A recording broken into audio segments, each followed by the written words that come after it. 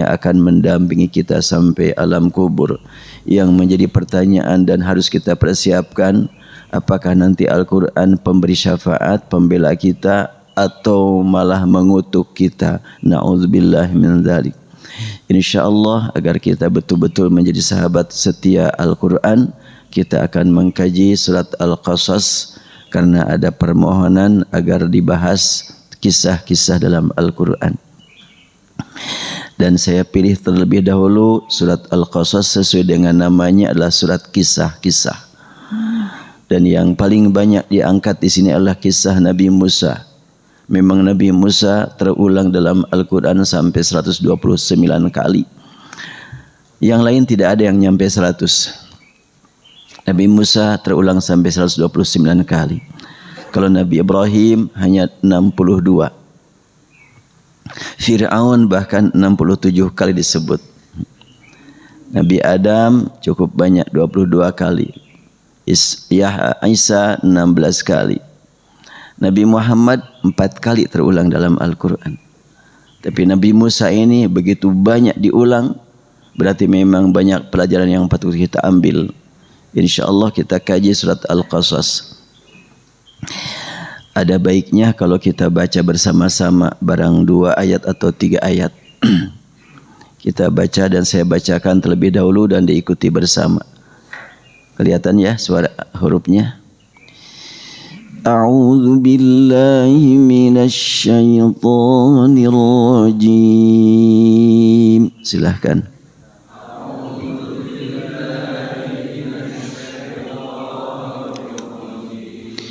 Bismillahirrahmanirrahim.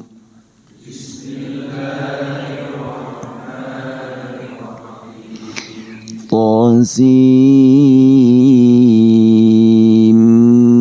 mim.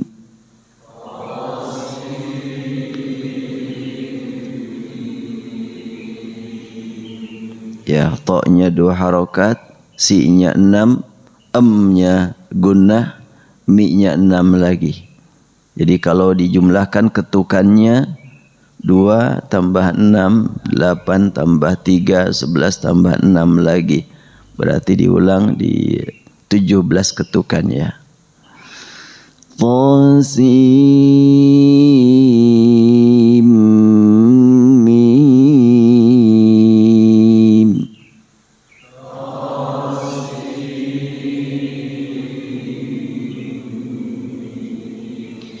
Tilka ayatul kitabil mubin.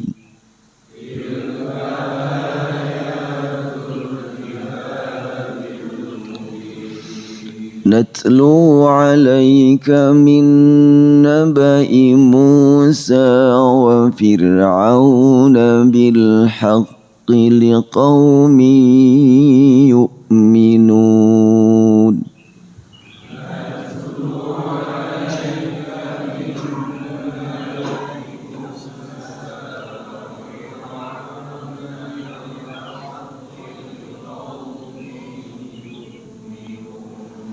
Natlu alaika min, tahan dulu an-nya ya.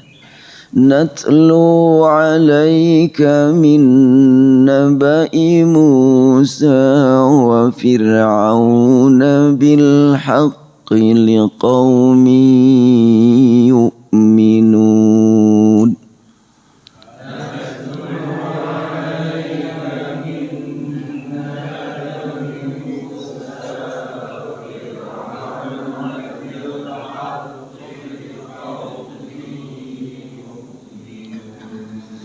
Sadaqallahul azim.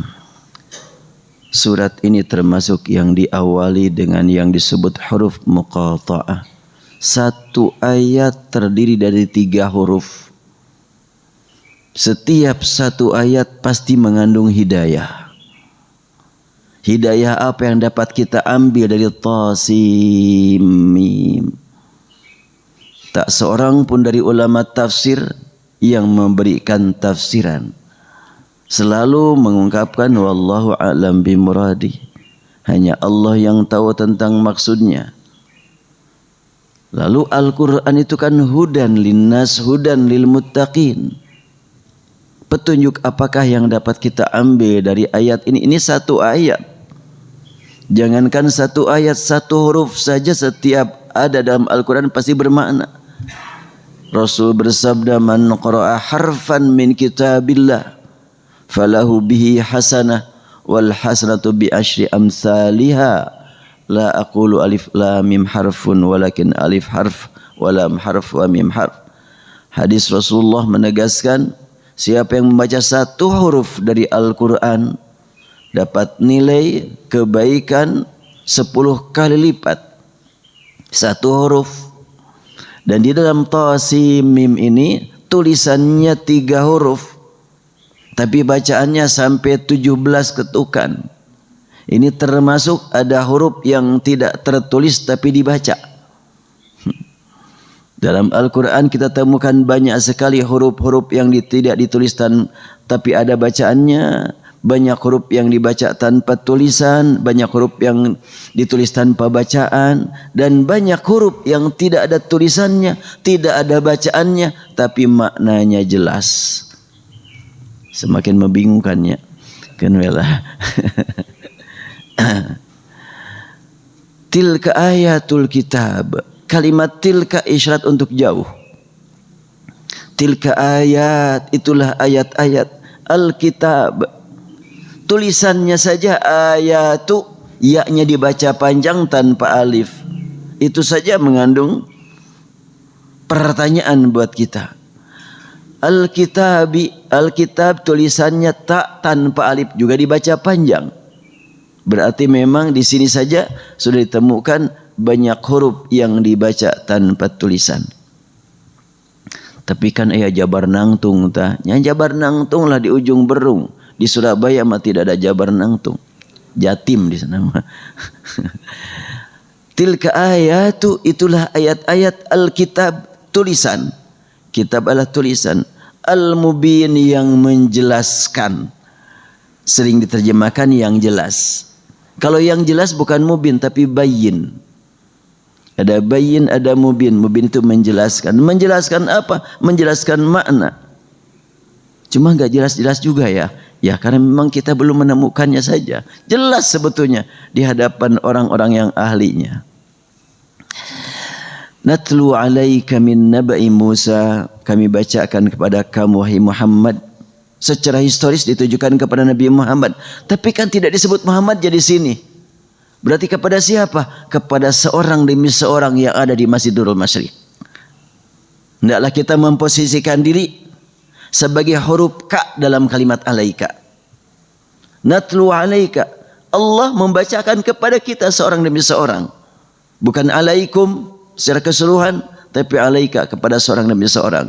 Mari kita posisikan diri kita sebagai orang yang langsung mendengar Allah berfirman kepada kita seorang demi seorang. Nikmat, alhamdulillah. Kita mendengar Allah berfirman kepada kita. Alhamdulillah, alhamdulillah. Natlu alaika min naba'i Musa. Kami bacakan kepada kamu min, sebagian saja. Naba'i Musa, berita Musa. Berita ada khobar, ada naba. Kalau khobar beda dengan naba. Kalau naba mengandung keagungan. Berita yang sangat penting untuk diimani, itu naba. Makanya surat An-Naba, amma yatasaaluna 'anin naba'il 'azim. Penerima berita, penerima naba disebut nabi. Hanya kadang-kadang bacaannya ada yang pakai hamzah, ada yang pakai ya. Ada nabiyun, ada nabiun. Untuk riwayat atau untuk qiraat Imam Nafi' itu nabiun. Ya ayyuhan nabi lima tuharrim. Kalau kita riwayat Hafaz, ya ayyuhan nabi lima tuharrimu ma ahallallah. Qiraat Nafi', ya ayyuhan nabi lima tuharrim. Al-Anbiya ada Al-Anbiya. An-Nabiyun ada An-Nabiyun. Jadi naba, berita, penerima berita, nabi. Min nabai Musa, berita tentang Nabi Musa, wa Fir'auna, dan Fir'aun lawannya Musa. Berarti kita saat ini harus memposisikan diri sebagai orang yang ikut perjalanan Nabi Musa melawan Fir'aun yang lahir belakangan. Fir'aun di Mesir sudah pada mati, tapi Fir'aun di Indonesia masih banyak yang hidup. Di mana Fir'aun Nabi Musa? Aduh kata di mana tinggal nama. No jelas pelanjut Fir'aun ini di mana-mana ada. Kalau tidak ada, ngapain pakai dibahas dalam Al-Quran, kan gitu. Berarti Al-Quran menjelaskan kepada kita bahwa Fir'aun itu banyak. Dan Fir'aun bukan nama orang, tapi kedudukan. Seperti presiden, raja, kaisar, Kisra, itu adalah Fir'aun. Hanya untuk di Mesir disebut Fir'aun. Min nabai Musa wa Fir'auna bil haqqi, dengan benar-benar tidak mengandung keraguan. Ini berita dari Allah Subhanahu wa taala. Sejarah yang wajib kita imani yang datang dari Al-Quran, dari Allah. Sejarah yang datang dari manusia sesuai dengan kondisinya saja. Kalau memang berbicara tentang Islam, hati-hati. Sejarah yang berbicara tentang Islam kita harus waspada betul. Karena yang buat campuran, ada yang Muslim, ada yang non-Muslim.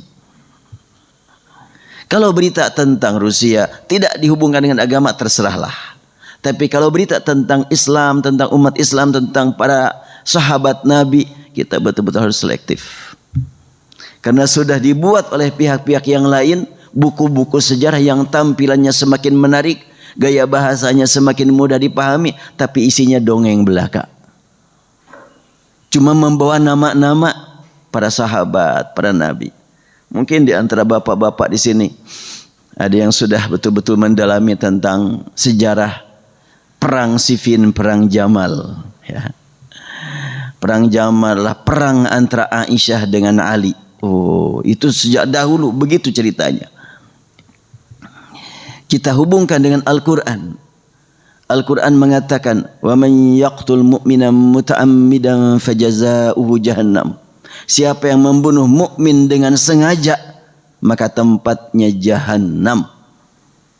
Ada yang berani berkata, karena Ali berperang dengan Aisyah dua-duanya masuk jahannam. Na'udzubillah, mereka adalah sahabat Nabi yang dijamin dengan surga. Was-sabiqunal awwaluna minal muhajirin wal ansari walladzina tabauhum bi ihsan radhiyallahu anhum. Sabiqunal awwalun jelas. Ummul mukminin Aisyah radhiyallahu anha, Amirul mukminin Ali bin Abi Thalib, dua-duanya adalah as-sabiqunal awwalun, dijamin dengan surga, enggak mungkin masuk neraka. Kenapa tuh berperang? Bukankah Rasul juga menegaskan, idza taqal muslimani bi sayfayhima fal qatil maqtul finnar. Dua muslim berhadapan, sudah siap bertempur sampai meninggal salah satunya, neraka dua-duanya. Jadi bingung kan ya? Makanya kalau kepada buku sejarah tidak percaya, enggak dosa, enggak. Tapi kalau kepada Al-Quran tidak beriman, kita berdosa. Kita berdosa kalau tidak beriman kepada ayat surat At-Taubah ayat 100, was-sabiqunal awwalun. Surat An-Nisa, wa may yaqtul mu'mina muta'ammidan, siapa yang membunuh mukmin dengan sengaja, jahannam baginya. Kita harus beriman. Urusan apakah benar dulu Ali berperang melawan Aisyah, mau benar mau enggak terserah aja. Itu mah buku sejarah. Tapi kan ulama yang nulis, ya ulama yang nulis juga bukan pelakunya, bukan pelaku sejarah. Tapi belakangan kan. Saya sewaktu membaca kisah perang Jamal dalam kitab As-Sirtun Nabawiyah Ibn Hisham, di situ disebutkan ya tentang perang Jamal itu antara Aisyah dengan Ali, dan ketika Aisyah menghadapi bahaya, maka Ali segera mengirimkan pasukan menjaga Aisyah. Kira-kira keharti ente ya. Coba ya. Di sini adalah satu pasukan, pimpinan Ali, pimpinan Aisyah. Aisyah terancam dengan bahaya. Ali segera mengirimkan pasukan menyelamatkan Aisyah. Jadi akan berperang antara pasukan Ali dengan pasukan Ali kan? Menjaga Aisyah. Kira-kira ya. Teka harti ya. Udahlah kalau nggak ngerti mah gak usah dilanjut. Kembali kepada Al-Quran. Sejarah dalam Al-Quran pasti benar. Karena disebutkan wa fir'auna bil haq, dengan hak, liqaumi yu'minun. Ini dikunci ini. Betul-betul kisah Nabi Musa melawan Fir'aun ini adalah sangat bermakna bagi kaum yang beriman. Yu'minun, beriman bahwa hakikat perjalanan Musa dengan Fir'aun dalam Al-Quran itu adalah banyak mengandung pelajaran bagi kita. Dan saya angkat ini Musa dengan Fir'aun, ini bulan Muharram soalnya nih. Emang hubungannya apa dengan Muharram? Ketika Rasulullah SAW tiba di Madinah, melihat banyak orang Yahudi pada ibadah saum, Rasul bertanya, "Ma hadzal yaumul ladzi tasumuna?" Ada apa dengan hari ini? Kok kalian pada saum? Orang-orang Yahudi berkata, "Hadza yaumun 'azim." Ini hari yang sangat agung. Najjallahu fihi Musa wa qaumah wa gharraqa fihi Fir'auna wa qaumah. Hari ini Musa selamat, demikian pula kaumnya diselamatkan oleh Allah. Hari ini Fir'aun ditenggelamkan dan kaumnya oleh Allah. Fasamahu Musa syukra. Maka Nabi Musa ibadah saum setiap hari ini sebagai bukti syukur kepada Allah. Hari ini hari apa? Bulan Muharram, tanggal 10 yang kita kenal dengan istilah Asyura. Sekarang kan masih Muharramnya. Ya, sebentar lagi. Jadi ini kan bulan kemerdekaan umat tauhid. Bulan Muharramnya hari ulang tahun kemerdekaan umat tauhid. Agustusnya hari ulang tahun kemerdekaan Republik Indonesia. 2 bulan yang mengandung 2 hari kemerdekaan ini. Hari ulang tahun kemerdekaan. Oh, jadi kalau begitu ada dalam Islam hari ulang tahun, buktinya ini dia. 10 Muharram itu hari ulang tahun. Baru mendengar ada hari ulang tahun dalam Islam, ya nggak apa-apa, baru kedengaran. Realitanya sejak zaman dahulu sudah ada. Cuma tidak disebut hut saja. Realitanya ada gitu. Makanya ketika ada orang yang ya semangatnya tinggi, bagus-bagus saja, kita pahamilah. Gak ada hari ulang tahun, itu budaya barat, budaya kafir, kita nggak boleh ikut-ikutan. Hari ulang tahun Asyura. Ada, nggak masalah. Cuma praktiknya yang mesti kita perhatikan. Pengisian hari ulang tahun yang mesti kita perhatikan. Bukan dengan acara-acara asal hiburan, asal ketawa sampai melanggar aturan, ya enggak. Tapi hari ulang tahun dalam Islam dengan ibadah saum. Hari ulang tahun turunnya Al-Quran bulan Ramadan, itu lebih bebat lagi, diisi dengan i'tikaf. Itu hari ulang tahun juga itu. Bahkan dirahasiakan oleh Allah. Malam keberapa bulan Ramadan, Lailatul Qadar itu dirahasiakan. Supaya memang betul-betul diisi sebulan penuh dengan peningkatan amal saleh. Baik, kita lanjutkan. Inna fir'auna ala fil ardi wa ja'ala ahlaha syi'an yastad'ifu ta'ifah. Sesungguhnya Fir'aun ala fil ardi, nyombong di muka bumi. Kenapa Allah gunakan di muka bumi ya? Tidak fi Misra, di Mesir gitu. Ini yang harus kita perhatikan nih. Kalau Allah menggunakan di muka bumi, jangan-jangan di ujung berung ada nih Fir'aun. Kan gitu. Oh enggak ada. Cuma warisannya ada, kira-kira gitu.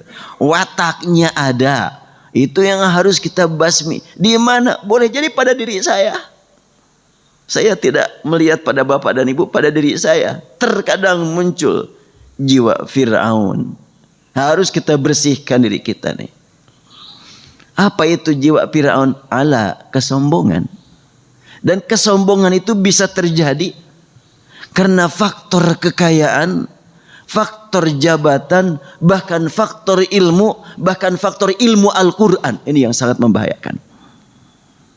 Orang dengan hafal Quran bagus, sampai dia tidak mau dekat dengan yang lain. Aku kan hafiz Quran. Itu ala itu. Orang dengan mendalami ilmu fikih, ilmu hadis, sunnah Nabi, kerjaannya menuduh orang. Salah, neraka. Neraka mah Allah yang ngatur. Siapa yang akan masuk, siapa yang tidak akan masuk, Allah yang ngatur. Kita mah tidak ikut-ikutan. Cuma kita mencari ilmu, melaksanakan perintah Allah, melaksanakan ibadah sesuai dengan yang kita pahami. Apakah dijamin ibadah kita akan mengantarkan kita masuk surga? Dari mana tahu? Yang dapat mengantarkan kita masuk surga bukan amal ibadah kita. Amal ibadah kita lakukan untuk mendapatkan ampunan dan rahmat. Dengan rahmatnya kita berharap dapat surga, kan gitu. Masih jauh perjalanan. Kita melaksanakan ibadah salat subuh berjamaah. Semoga Allah terima amal ibadah kita. Dengan diterimanya amal ibadah kita, berkurang dosa kita. Dengan berkurang dosa kita, mudah-mudahan kita dekat dengan rahmatnya. Rahmatnya akan mengantarkan kita ke surga. Bukan kehebatan ibadah kita. Jadi kalau kita begitu mudah menilai orang, ini ialah bid'ah neraka, gak usah dulu sampai neraka lah. Kata bid'ah boleh, tapi sampai neraka jangan dulu, tahan dulu. Urusan neraka dan surga Allah saja yang Maha tahu, nanti itu bukan sekarang. Kenapa gitu? Kan itu jelas bid'ah, itu kan jelas sesat. Yang sesat juga enggak semuanya masuk neraka kok. Dari mana tahu? Ya kalau ada orang yang terlambat datang, kenapa kamu terlambat? Tersesat di jalan neraka lu. Ya enggak lah. Tersesat jalan kok masuk neraka. Tersesat cari alamat. Jadi kalau gitu makna sesat itu apa? Sesat banyak arti. Dolalah juga banyak arti.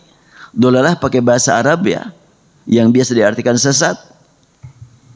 Tidak semuanya yang dolalah masuk neraka. Rasul kan bersabda, kullu dolalatin finnar. Ya Rasul bersabda begitu, mengingatkan hati-hati dengan dolalah finnar. Tapi kan ada kullu dolalatin finnar. Rasul sendiri surat Ad-Duha menjelaskan, wa wajadaka dhallan fahada. Rabbmu menemukan engkau dalam keadaan dolalah, dan Rasul imam ahli surga.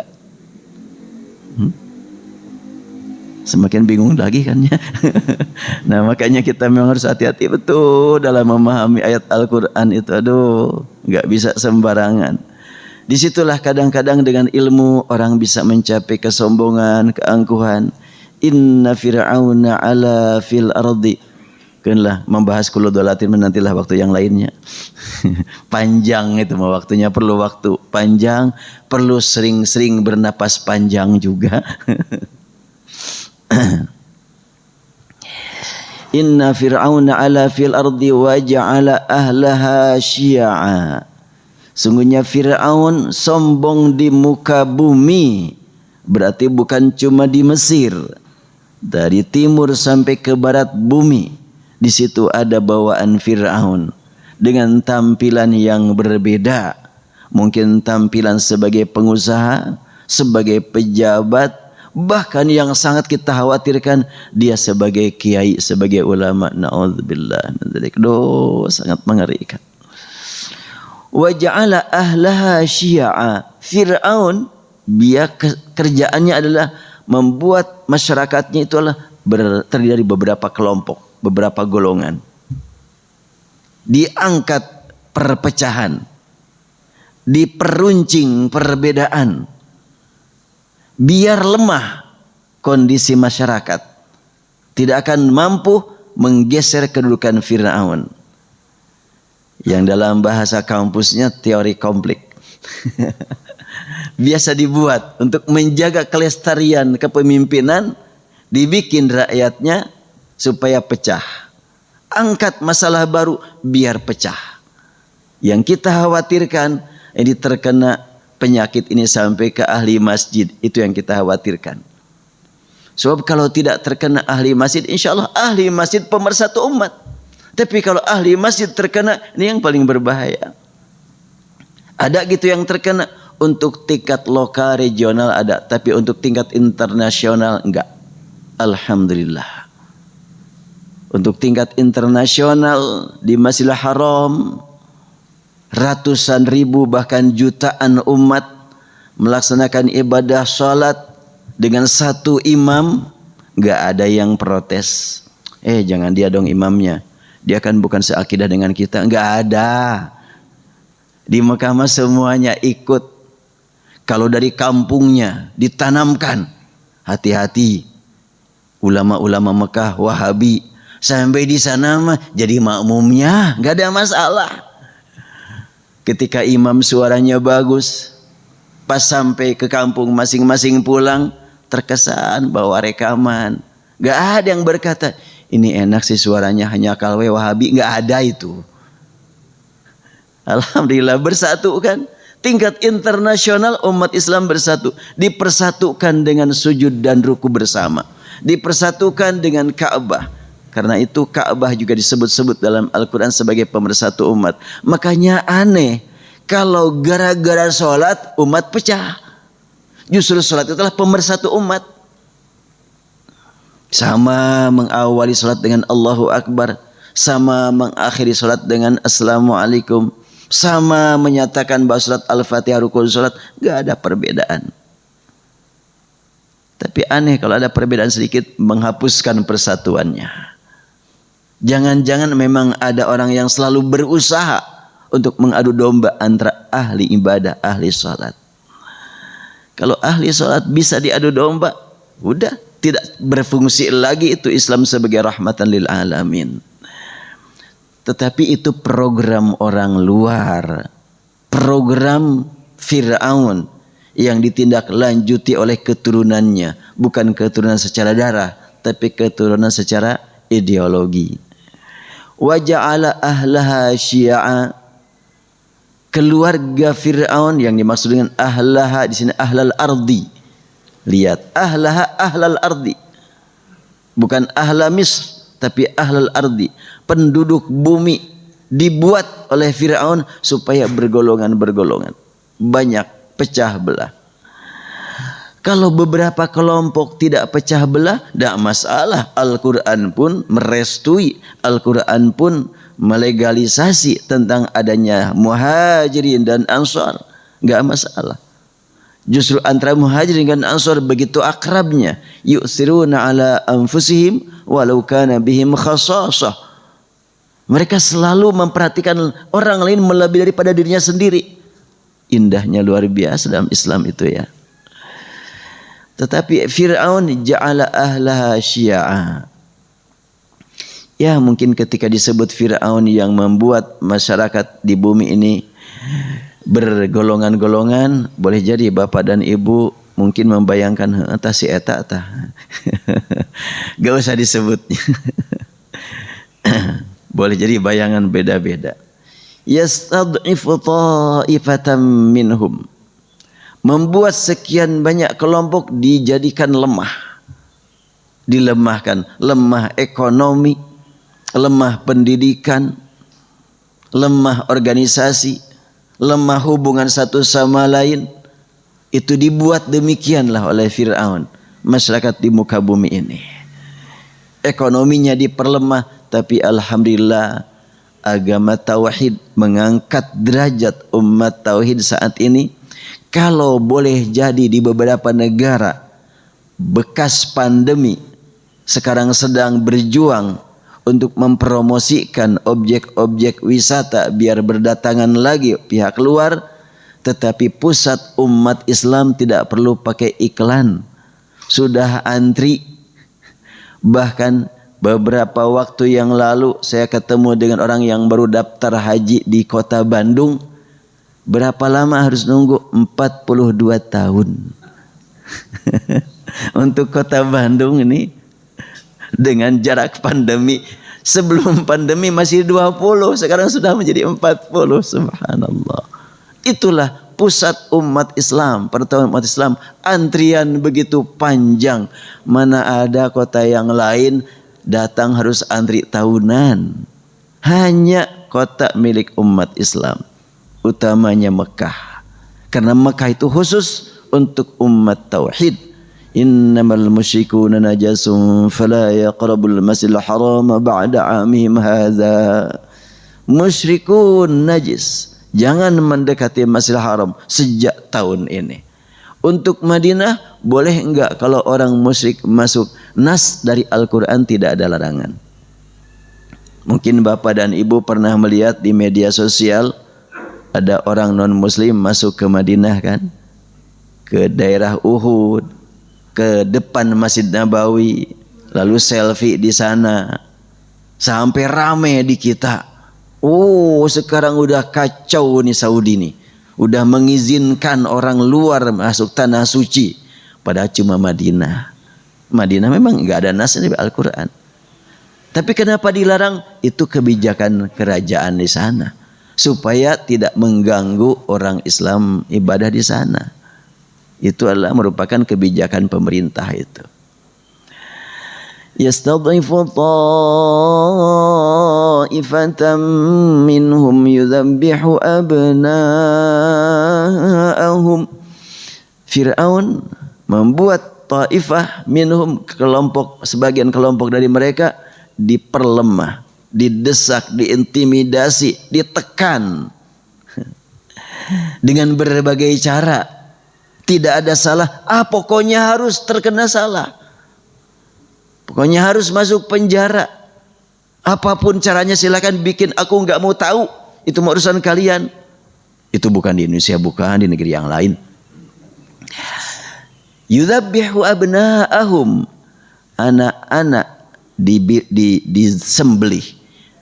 Secara praktek fisik, penyembelihan anak-anak terjadi adalah zaman Fir'aun dulu, zaman Fir'aun Nabi Musa. Anak-anak laki-laki adalah dibunuh. Wa yastahyi nisa'ahum, sementara wanita-wanitanya dibiarkan hidup. Kenapa? Fir'aun termasuk orang yang memang tingkatan seksualnya tinggi. Wanita-wanitanya enggak dibunuh, diperlukan oleh dia. Anak-anak laki-laki dibunuh. Lama kelamaan orang terdekat ke Fir'aun mengajukan usulan. Wahai Fir'aun, kalau semua anak-anak laki-laki dari Bani Israel dibunuh, terus siapa nanti yang akan nyangkul di sawah? Siapa yang akan mengambil kerja keras, kerja berat? Harus kita semuanya. Akhirnya Fir'aun mengambil keputusan, oke, kalau gitu kita selingi saja. Pemanya hari ganjil dibunuh, hari genap enggak. Kira-kira begitulah.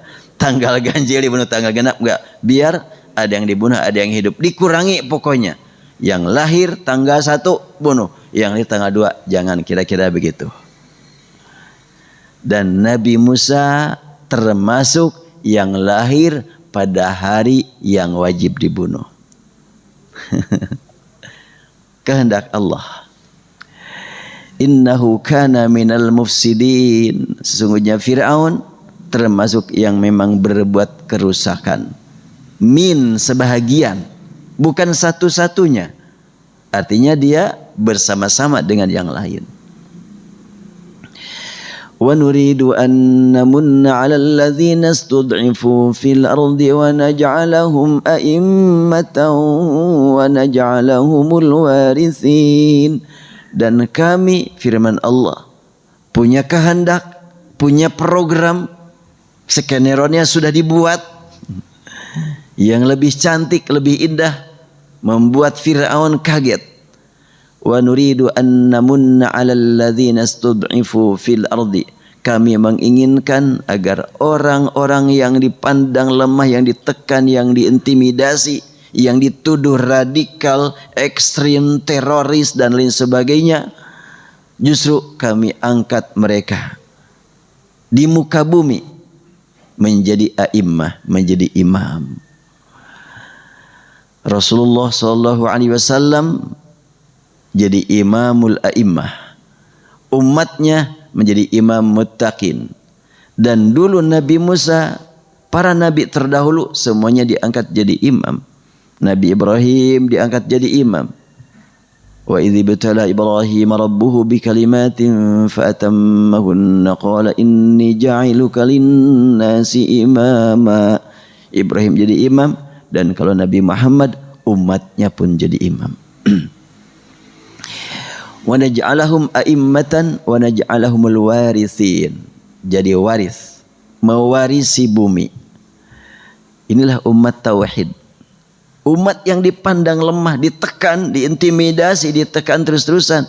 Ternyata Allah angkat menjadi pewaris. Alhamdulillah saya saksikan betul. Ya, beberapa waktu yang lalu. Bulan Sya'ban diberitakan mulai dibuka visa umroh. Tapi super ketat. Sampai jamaah umroh dari Maqdis terpisah orang tua dengan anaknya. Orang tuanya positif, anaknya negatif. Orang tuanya karantina di Jeddah, anaknya sudah ke Madinah. Cukup memberatkan. Bulan Ramadan sudah mulai pemeriksaan asal-asalan. Bulan Sya'ban periksa betul. Tapi bulan Ramadan ini cerita nih jamaah yang dari Maqdis nih. Pas katanya di tes di swab cukup ditempelkan ke sini aja selesai. Negatif itu. Tempelkan ke sini negatif semuanya. Formalitas aja itu. Pada bulan Ramadan masih ada pemeriksaan. Pertengahan Ramadan sudah tidak mungkin lagi ada pemeriksaan. Tidak mungkin lagi ada yang disebut dengan harus ada bukti negatif. Gak mungkin lagi. Diterima jamaah umroh begitu banyak.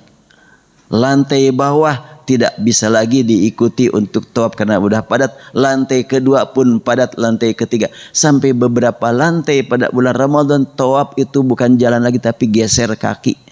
Itu bulan Ramadan. Datang dari berbagai penjuru dunia. Kalau dianggap bahaya, sangat bahaya. Iya, di sini aja seujung berung aja masih pakai masker kan ya. Bagaimana dari penjuru dunia ini lebih-lebih lagi itu. Mana wataknya juga beda-beda. Kita saksikan bawaan-bawaan masyarakat dari dunia kan beda-beda. India, Pakistan, Bangladesh kan bawaannya beda-beda itu. Sampai kemarin itu ada orang yang berbisik kepada saya. Itu Ustaz orang mana ya? India saya bilang. Geleng-geleng kepala jamaah kita itu. Saya bilang dia itu orang terbaik dari India. Orang terbaiknya itu. Oh iya ya katanya. Iya makanya bisa ke sini. Sudah berjuang, nunggu waktu, korban harta. Orang terbaik. Kita doakan semoga dapat ampunan, ibadahnya diterima oleh Allah. Kan kadang-kadang suka muncul bisikan hati, ibadah kayak begitu gimana bisa diterima? Ya kalau tahu tidak bisa diterima, mohonkan kepada Allah biar diterima. Sebab kalau kita cuma ngomong tidak diterima, apa manfaatnya buat kita? Enggak ada. Tapi kalau kita berdoa untuk dia, ibadah buat kita dan semoga bermanfaat buat yang didoakan. Enak jadi umat Islam itunya. Daripada kita kesel ini, sholat kayak begitu, ibadah kayak begitu. Kerjaannya adalah menuju tong sampah. Jangan disebutnya apa kerjaannya. Tapi itulah mereka akan gitu. Di sini berjajar orang sholat langsung masuk tong sampah. Sampai terdengar suaranya. Itu kan ya biasa di sana. Dan umat Islamnya umat paling bersih seperti itu teh. Nah, kalimat wa naj'alahumul warithin. Kami menjadikan umat yang dipandang lemah ini menjadi orang yang mewarisi bumi. Sebab fil ardi terbukti umat Islam yang mewarisi bumi. Kalau tadi saya sebutkan bahwa sekian banyak negara saat ini sedang berjuang untuk supaya berdatangan lagi para wisatawan mancanegara, Mekah, Madinah enggak perlu, sudah antri. Bulan Syawal jamaah umroh masih diterima visa umroh. Itu bulan Syawal. Maqdis Travel yang saya pegang itu memberangkatkan 2 kali bulan Syawal. Jamaah umroh belum pulang, jamaah haji sudah datang bertemu. Zaman dulu mana ada itu? Dulu itu terakhir umroh tanggal 1 Syawal sudah pada pulang. Tanggal 2 sudah enggak terima lagi. Nanti bulan Dzulqa'dah per akhir bulan Syawal baru berdatangan jamaah umroh dari yang dekat-dekat. Sekarang jamaah umroh belum pulang, jamaah haji sudah datang. Jamaah haji belum pulang, kemarin bulan Muharram, jamaah umroh sudah datang. Sehingga penuh terus. Itu saja harus nunggu 40 tahun lagi untuk haji. Ya Allah, itu 40 tahun teh kota Bandung. Bagaimana Surabaya, bagaimana Balikpapan, bagaimana Ujung Pandang, 90 tahun lebih. Bagaimana Malaysia, 140 tahun lebih. Terus bisa berangkat enggak kalau nunggu 140 tahun? Mungkin dia berangkat dapat warisan dari yang sudah duluan daftar. Daftar dia akan digunakan oleh anaknya atau cucunya. Begitu aja terus. Subhanallah. Betul umat Islam itu pewaris bumi. Pertemuan begitu banyak. Dan aman. Berdesakan. Saling mendoakan satu sama lain. Akrab. Bahkan kalau memungkinkan ingin melayani. Bukan ingin dilayani. Ingin melayani orang lain. Cuma kemampuan yang sangat terbatas. Indah menjadi umat yang beriman ini. Wa numakkina lahum fil ardi wa nuriya fir'auna wa hamana wa junudahuma minhum ma kanu yahzarun. Wa numakkina lahum, dan kami membuktikan, kata Allah, program kami untuk umat yang memang sudah ditekan, diintimidasi, diberikan kepada mereka kesempatan untuk menguasai bumi, untuk mewarisi bumi. Jelas saat ini pewaris bumi adalah umat Islam. Saya harus mengulang-ulang kalimat ini habis ada mubalig yang berkata dengan bersumber kepada Moshe Dayan, seorang militer Israel atau dia jurnalis Israel yang mengatakan, umat Islam malas-malas baca. Umat Islam tidak tahu sejarah. Umat Islam kalau bikin program enggak jelas. La haula wala quwata illa billah. Itu omongan kenapa kok bisa keluar dan disebarluaskan oleh ahli masjid. Realitanya bertentangan dengan ungkapan dia. Disebut umat Islam malas baca. Subuh-subuh aja udah baca, yang lain mana ada. Umat Islam hafal Al-Quran, hafal hadis, mana ada yang lain. Hafal kitab suci mereka. Umat Islam lah yang menghafal. Bahkan jumlah penghafal Quran dari waktu ke waktu terus bertambah. Penghafal hadis bertambah terus. Bahkan ilmu membaca Al-Quran dihafal juga. Ilmu membacanya. Yang disebut dengan ilmu tajwid. Ada Tuhfatul Atfal, ada Syatibiyah, ada Thayyibatun Nasyr. Dihafal itu. 1000 bait lebih dihafal juga. Buku bahasa Arab, grammarnya dihafal. Alfiyah Ibnu Malik, ya luar biasa umat Islam itu. Wa numakkina lahum fil ardi. Kami berikan kepada orang-orang yang kami programkan untuk menjadi pewaris bumi ini. Dan realita sudah terbukti disaksikan dunia. Wa nuriya fir'auna, dan kami perlihatkan kepada Fir'aun. Wa hamana wa junudahuma, kami perlihatkan kepada Fir'aun dan Haman. Haman itu mungkin kalau di Indonesia sama apa ya, Kapolri atau ya sekitar itulah. Haman itu jabatan ya, bukan nama orang juga. Wa junudahuma, dan tentara-tentara Fir'aun dan Haman menyaksikan bagaimana umat Islam menjadi penguasa bumi. Makanu yahdzarun, pada waktu itu sangat-sangat mereka khawatirkan. Fir'aun, Haman dan tentara-tentaranya sangat takut kalau umat Islam di masa mendatang akan menguasai bumi. Mungkin Bapak dan Ibu juga pernah mendengar di media sosial seorang tokoh agama di luar Islam, non muslim. Kan ini nasihat dari pemimpin kita ya, jangan disebut nama agamanya ya, non muslim lah.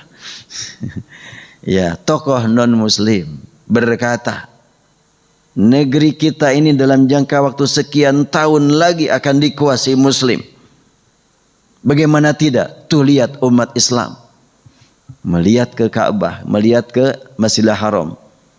Begitu sedang padat-padatnya tawaf, tiba-tiba terdengar qad qamatis sholatu, qad qamatis sholah, langsung baris rapih. Setelahnya imam Allahu Akbar, semua ikut ruku, semua ikut sujud. Mana ada di agama kita yang begini, kata dia. Mereka begitu rapihnya, begitu patuhnya, dan begitu disiplinnya. Lama-kelamaan dikuasai negara kita oleh mereka. Begitu kata tokoh agama. Dan jelas terus bertambah jumlah umat Islam ini. Berbeda dengan umat yang lain. Tetapi kalau kata media beda. Kalau media berkata umat Islam tetap agama nomor 2 terbanyak, ya nggak apa-apa. Kita mah nggak perlu berita media. Kita perlu berita dari Al-Quran yang pasti, dari Allah yang pasti, yang wajib kita imani. Ini adalah pembukaan ya. Tentang kisah Nabi Musa, pembukaan ini. Sampai ayat 6. Baru kita akan masuk, tapi udah jam 6. Iya. Jadi mulainya dari sini nih, dari ayat 7 nih mulainya nih. Dari Nabi Musa sejak bayi. Satu-satunya Nabi yang diangkat kisahnya begitu lengkap dari sejak lahir sampai lanjut usia adalah Nabi Musa. Sampai dewasa, remaja, sampai pernikahannya ada dalam Al-Quran. Yang lain memang enggak. Makanya saya temukan, Musa terulang 129 kali dalam Al-Quran. Nabi Muhammad cuma 4 kali. Kenapa kok Nabi Muhammad cuma 4 kali? Jangan dianggap enteng. Untuk Nabi Muhammad itu satu itu di atas yang lainnya. Nabi Nuh hidup 1000 tahun. Untuk Nabi Muhammad lebih dari 1000 tahun. Kok bisa? Kan cuma 63 tahun. Itu pun hijriyah. Kan untuk Nabi Muhammad ada 1 malam senilai 1000 bulan lebih. Iya kan? Dan itu bukan hanya untuk Nabi Muhammad, untuk umatnya pula lagi. Subhanallah. Kalau 1000 bulan 83 tahun. Kalau Rasul berdakwah 23 tahun, silahkan 83 kali 23 berapa? Lebih lama daripada Nabi Nuh. Lebih dari 1000 tahun itu. Wallahu alam. Gitu aja ya. Sampai udah jam 6 nih. Insya Allah bersambung di pertemuan berikutnya. Tidak ada yang ditanyakan? Mudah-mudahan tidak ada. Karena saya hari Sabtu berlanjut ada pengajian di rumah. Insya Allah kita lanjutkan pada kesempatan lain dengan kisah Nabi Musa yang lebih dalam lagi. Dan di dalam ayat 7 ini ada pendidikan buat ibu-ibu. Ayat 8 juga ibu-ibu. Dan ayat ke-9, ke-10 ini pendidikan keluarga. Banyaklah insya Allah. Baik, kita akhiri dengan sama-sama menghadap kepada Allah Subhanahu wa ta'ala dengan penuh harap agar Allah pertemukan kita di akhirat dengan Nabi Musa, dengan para nabi yang lainnya, dan lebih utama lagi dengan Nabi Muhammad SAW yang akan memberikan syafaat kepada umatnya. Allahumma salli wa sallim ala habibina wa syafi'ina maulana Muhammad وسلم رضي الله تبارك وتعالى عن كل صحابة رسول الله أجمعين. يا ربنا لك الحمد كما ينبغي لجلال وجهك وعظيم سلطانك. اللهم سلمنا والمسلمين. اللهم أعز الإسلام والمسلمين. اللهم أذل الشرك والمشركين. اللهم أهلك الكفرة والظالمين. اللهم انصرنا على أعدائك أعداء الدين. ربنا هب لنا من أزواجنا وذرياتنا قرة أعين واجعلنا للمتقين إماما. ربنا آتنا في الدنيا حسنة وفي الآخرة حسنة وقنا عذاب النار. والحمد لله رب العالمين وبالله التوفيق والهداية. السلام عليكم ورحمة الله وبركاته.